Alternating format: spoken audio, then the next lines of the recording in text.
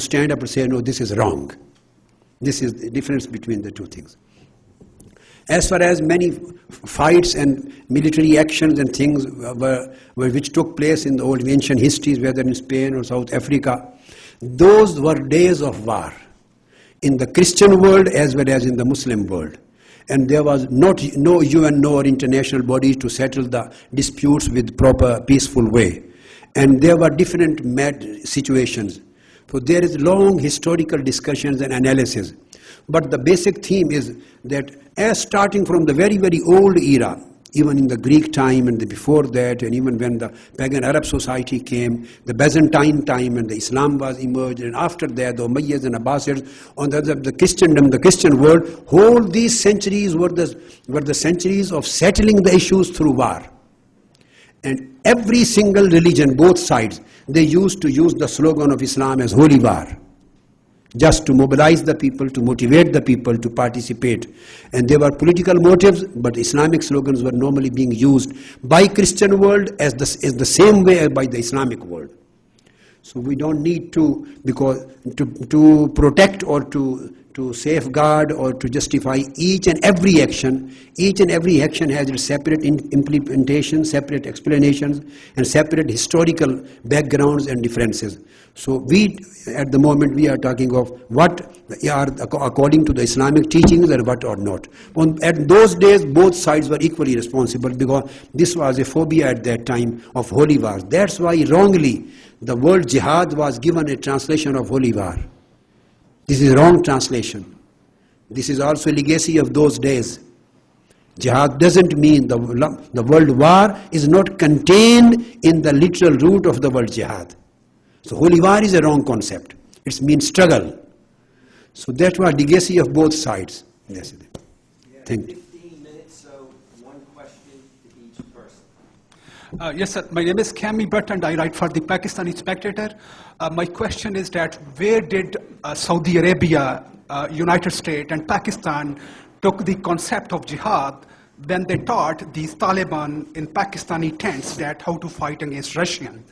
So if for those Taliban it was legal or moral to fight against Russian, why isn't it legal or moral for them to fight against American and fight against Pakistani, especially given that it's symmetrical war, they do not have those kind of resources. Number two, we Pakistani, American, we are guilty to teach those things, those Taliban bad things, how to kill Russian.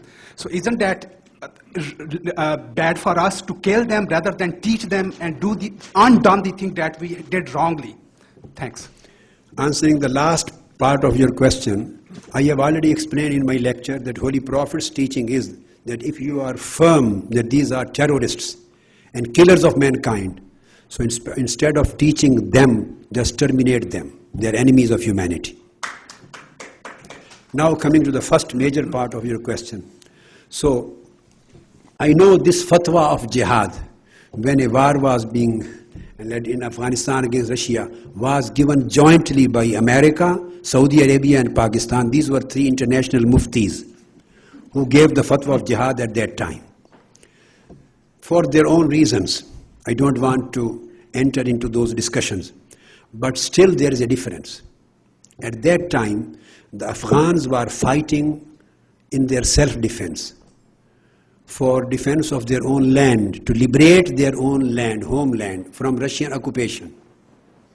Now, keeping the American, Saudians and Pakistani involvement apart, Afghan, they were fighting for their self-defense or liberation of their land. But now, in Pakistan or in other parts of the Western world, nobody is fighting for the liberation of their land. Here in Pakistan, the bombings are on the mosques, on holy shrines, on twin towers, on train in England, Britain, on various aeroplanes, on civilians. So it has no match with that kind of fight. This is just an act of criminality, an act of terrorism. They were fighting at that time to liberate their own homeland.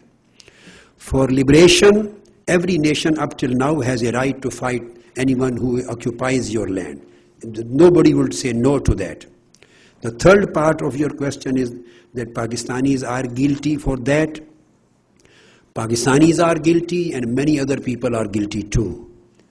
If this evil was totally eliminated just when it was in its beginning, it was commencing, then it was very easy. Once I told somebody who was very responsible of the affairs of Pakistan in a one-to-one meeting that was proper time to eliminate the terrorism. If you don't eliminate them now, after 5, 7, 10 years, they will reach the stage when your own existence and capital would be in danger. It would be very difficult. So this terrorism and extremism, terrorism does not come into existence in one night. It has a long journey. It starts from non-violent extremism. This is the foundation. And unfortunately, up till today, all nations of the world, without any difference between East and West and Islamic and Western countries, I would say all nations of the world, up till today, are committing the same mistake. They are not concentrating on the foundation. Non-violent extremism is not being addressed up till now. And they're not trying to understand that the violent extremism and radicalism and terrorism emerges from this soil. So non-violent extremists in ideology, in theology, in way of thinking, they are free everywhere. Rather, they are most reliable people in the world. And when it emerges into, converts into radicalism or terrorism, then we start fighting the terrorists. So I think this war of terrorism, we can't succeed in it. We can't succeed unless we start the war of ideas, the war of theology, the war of ideology, by comprehending all basic postulates and basic theories through which they are being misguided. We have to start this war of ideology right from non-extremistic soil. It is still not being taken care of. Thank you. I'm Ali Qadri. I'm professor at Rutgers University. I'm also founder and president of the Center for Understanding Islam, which has been engaged for the last 10 years in educating both non-Muslims and Muslims about the meaning that you're talking about, the true meaning of jihad. Yes. My question to you is this. Yes. If we still have religious leaders and institutions in Islamic countries, whether it's Pakistan or other places, that are advocating the extremist ideologies and using jihad to justify, or using the meaning of jihad to justify suicide bombings or other activities, what are you as a leader doing to change the mindset of those people who are being trained in these institutions? And what should be the responsibility of the leadership in the countries, including people in the United States or Muslims living in the West, to say, how do we actually counter this extremist ideology so that we can actually turn the tide and have these people truly understand what Islam really teaches? How can you provide the leadership in that regard? Thank you very much. As far as my humble role is concerned, what I am doing or I can do, it is in front of everybody. I'm traveling all over the world from east to west and discussing the same subject, propagating this message of Islam and peace to the whole world, Muslims and non-Muslims, and condemning the acts of terrorism, substantiating with the authorities of Quran and Sunnah, and trying to change their mindsets. What we can do, we have to differentiate between two groups. One is those who have already been totally brainwashed, and they are already suicide bombers and they are terrorists, they are brainwashed, and now you can't change their mindset, except if Allah wills, God wills. They are few in number. As far as the overall, when we consider the Muslim world, very, very few, very small minority, those who are already suicide bombers or attackers. Majority, millions of the Muslims and youngsters and youth, they have not yet become suicide bombers and terrorists, but they are on the same way, same path. So they are accessible to them. Internet, the media, information, the blogs, the discussions and the speeches and the literature and the propagations and messages all over the world, they are reading always, and they are being disturbed out of the political situation, and the extremist people, they exploit the issue of political situations, and in order to make their particular mindset to to motivate them to bring on this side. So what we can do, and I am doing, and we should do, we should address particularly those millions of youth in the Muslim world, in the Western world, those who are accessible to radicalism and extremism. They are would-be suicide bombers, or they can be would-be terrorists. We can stop them from becoming this. We can stop them by changing the mindset. How we will do that and how I am doing. The reason is that there are certain institutions, when you ask, are there certain leaders or religious people or institutions doing this? Answer is very briefly, yes. I don't say no. Yes.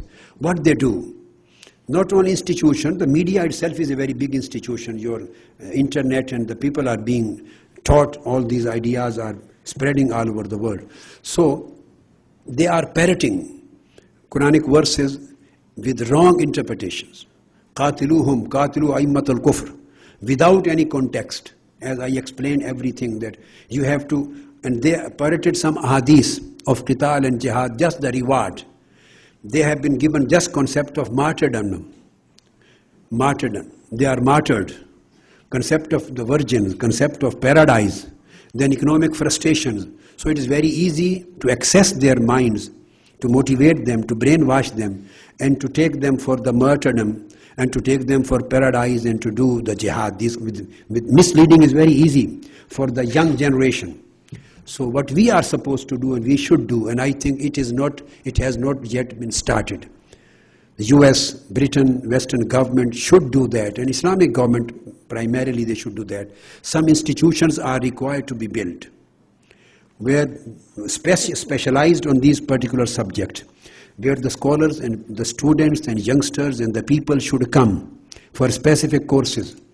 They can run for 1 month course, 3 month course, 6 months course, 1 year course. More than that depends upon their availability and how much the people want to learn. So that they may understand that all ideology which was inculcated in their mind was totally wrong. They shouldn't try to understand through Quran and Sunnah. Since they are Muslims, they will understand the language of Quran and Sunnah, which is wrongly communicated to them and interpreted to them. You have to give them the right message of Quran. Then these people take them away from classical interpretations. They just take them to the textual wordings. That's it. So they don't go towards the context. They don't read the tafsir books, exegesis.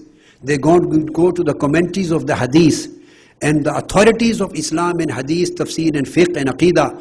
1400 years, those who have passed on this knowledge from generation to generation up till now, they are totally unaware of these things.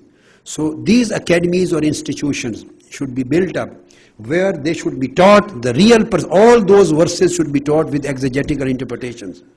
Concept of what is concept of jihad, what is Darul Harb, what is Darul Islam, what are the rights of the non-Muslims, what are the conditions required for the qital, lawful war, what are the conditions which make an act of killing and criminality or terrorism.